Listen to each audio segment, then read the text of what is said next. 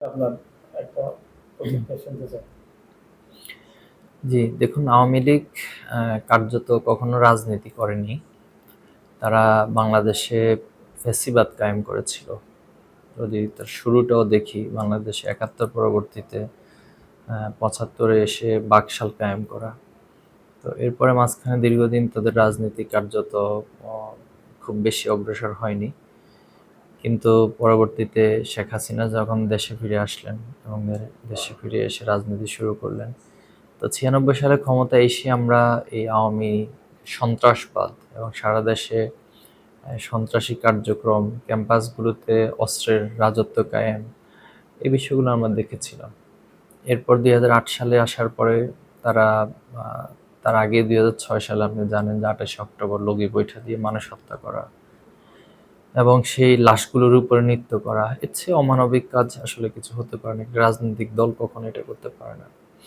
এরপর বাংলাদেশে ফ্যাসিবাদ কায়েমের জন্য তারা শুরুতে সেই বিডিআর বিদ্রোহের নাম করে পিলখানা যে হত্যাকাণ্ড সেটা সংঘটিত হয়েছে, যেটা এতদিন অনেকভাবে ধামাচাপা দিয়ে রাখার চেষ্টা করা হয়েছিল। কিন্তু ৫ই আগস্টের পরে অনেক বিষয়গুলো সামনে উঠে এসেছে। এটার মূল মাস্টার মাইন্ড কে ছিলেন, কার নির্দেশে হত্যাকাণ্ডগুলো হয়েছে। তো এই বিষয়গুলো আসছে। হেফাজতের যে ৫ই মে ২০১৩ সালের ঘটনা সেটি আপনি জানেন। আলেম ওলামাদেরকে এভাবে নির্বিচারে রাতের আধারে হত্যা করা, এই যে গণহত্যা চালানো। এরপর আল্লামা সাঈদীর রায়কে কেন্দ্র করে ২৮ ফেব্রুয়ারিতে যে হত্যাকাণ্ড, সর্বশেষ তো আমরা দেখলাম এই জুলাই আগস্টেও।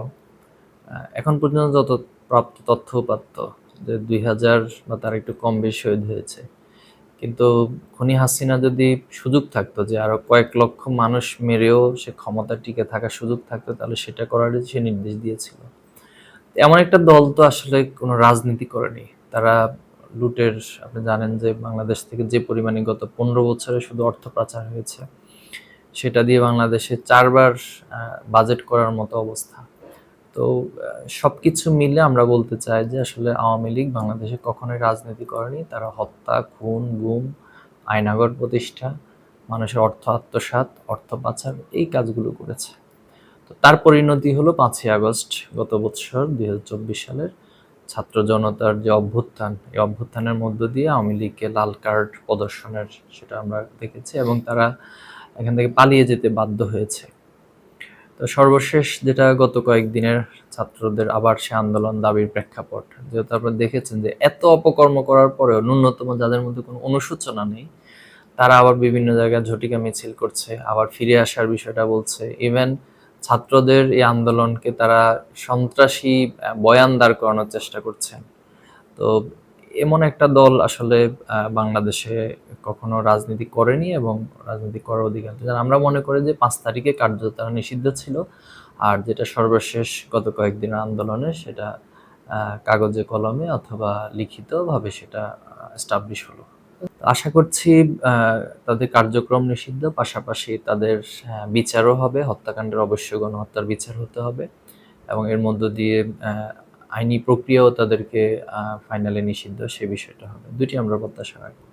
আপনি যার নাম উল্লেখ করেছেন, ক্লিন ইমেজ, আসলে দেখুন, একটা হচ্ছে অপরাধ একজন সরাসরি করা, আরেকজন অপরাধকে দেখে সাপোর্ট করা।